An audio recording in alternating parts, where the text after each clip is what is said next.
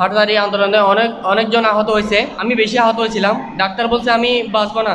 আমার এখন ডান পাটা হারিয়ে ফেলছি, এখনো আমি ডান পাটা লাগাতে পারি নাই। এখন আমি ফ্যামিলি মেটে আমি বোঝা হয়ে গেছি।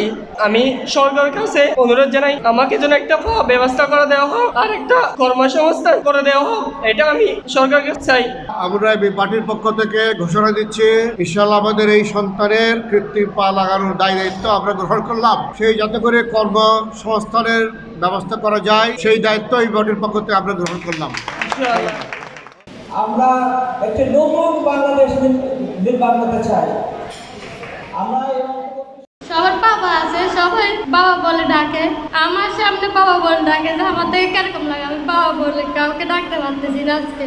আজকে আমার কেউ নেই, আমার সব হারিয়ে গেছে। এখন আমার বাবা যাওয়ার পর থেকে আমার ঘরের কষ্টে আমি বলতে পারতেছি না আমি কিভাবে ওদেরকে চালাবো। আমার সামনে উপবিষ্ট সম্মানিত উপস্থিতি, 5 অগস্ট মারা গেছে উনি রাত্রে। আমার 3টা ছোট ছোট বাচ্চা, আমার বাচ্চা নেই, আমি কোথায় দাঁড়াবো সেটা আমি নিজে বুঝতে পারি না। কি করবো, কোথায় যাবো?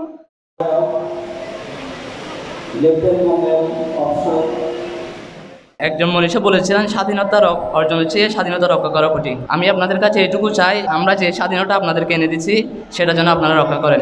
যদি বলেন আপনারা আমি কি স্বাধীনতা এনে দিচ্ছি আমরা সবাই, তাহলে আমি বলবো আপনাদের বাক স্বাধীনতা আমরা এনে দিচ্ছি। আপনারা আগে ফ্যাসিস্ট সরকারকে ফ্যাসিস্টে বলতে পারতেন না, আমাদের কারণে আপনারা 5 আগস্টের পর থেকে বলতে পারতেছেন, খারাপকে খারাপ বলতে পারতেছেন এবং ভালোকে ভালো বলতে পারতেছেন। 5 আগস্টের আগে আপনারা বোবা ছিলেন, আমাদের কারণে আপনারা মুখে কথা বলতে পারতেছেন, এটুকু মানতে হবে।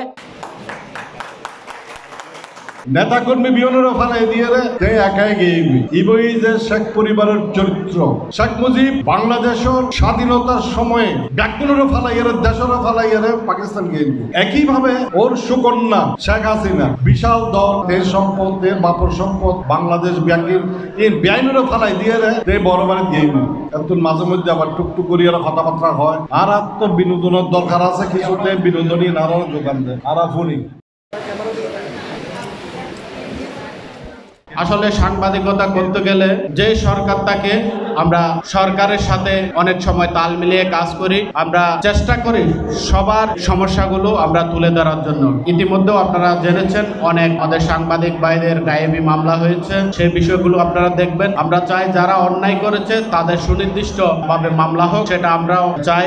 কিন্তু যারা কোনো কিছুতেই সংশ্লিষ্ট না, সে ব্যক্তিগুলো মামলার শিকার হবে, সেটা আমরা কখনো কাম্য করি না। এদেশের শহীদদের এবং আহতদের তাদের ত্যাগ, কোরবানি, রক্তের বিনিময়ে যে এই বাংলাদেশ আমরা পেয়েছি 24 আগস্টের পরে, সেই বাংলাদেশকে একটি সুন্দর, সমৃদ্ধশালী এবং বৈষম্যমুক্ত বাংলাদেশ গঠন করার জন্য যে ধরনের সংস্কার প্রয়োজন, সেই সংস্কার দ্রুতভাবে শেষ করে একটি সুস্থ, সুন্দর এবং ফেয়ার ইলেকশনের মাধ্যমে আমরা আগামী দিনের সরকার দেখতে চাই। আবু সাইদ মুগ্ধ, শেষ হয়নি যুদ্ধ।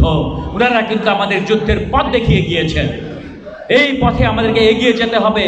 ফ্যাসিস্ট সরকার যেইভাবে আমাদেরকে দাসত্বর পথে নিয়ে যাচ্ছিল, সেই পথটিকে অবরোধ করেছে ছাত্ররা, আমাদের জনগণরা এই অভ্যুত্থানের মাধ্যমে। কিন্তু আরও আমাদেরকে সুদূর এগিয়ে যেতে হবে এই ষড়যন্ত্র থেকে বেরিয়ে আসার জন্য। চট্টগ্রামকে বিভক্ত করে আলাদা করতে চায়, উত্তরবঙ্গকে আলাদা করতে চায়। এই সকলকে মগের মূল্য। আমরা কি রক্ত এমনি দিয়েছি?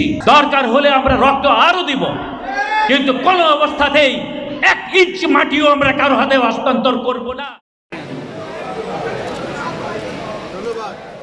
আজকে মাত্র 100টা দিন শেখ হাসিনা এখান থেকে পালাই গেছে। যদি শেখ হাসিনা পালাই না যাইতো, যদি এই শেখ হাসিনার পতন না হইতো, আজকে আমাদেরকে কি রকম একটা কঠিন জীবনের মধ্যে আমাদেরকে থাকতে হইতো, আপনারা কি কল্পনা করতে পারেন? আজকে আমরা এখানে বসে আমাদের কষ্টের কথা বলতে পারছি।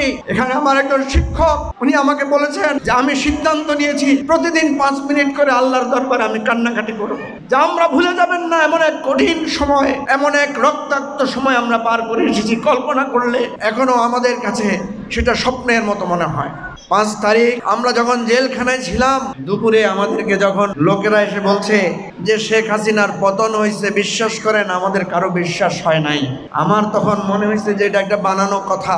2-3 জন আমাকে এসে বলছে, অনেকে খুশিতে উল্লাস করছে। শেষে একজন বিডিআর এর কর্মকর্তা আসলেন, উনার 10 বছরের জেল হয়েছে। উনি আমাকে এসে বললেন যে ভাই, আমি এইমাত্র টেলিভিশনে দেখে আসছি, কথাটা সত্য যে শেখ হাসিনা পদত্যাগ করছে এবং হেলিকপ্টার নিয়ে এসে পালিয়ে গেছে। ওই ভাইয়ের চেহারা, কথা, বডি ল্যাঙ্গুয়েজ আমার কাছে বিশ্বাসযোগ্য হয়েছে। তখন আমি আল্লাহর দরবারে সেজদা দিয়েছি যে আল্লাহ, ওই ভাইয়ের কথাটা যাতে সত্য হয়।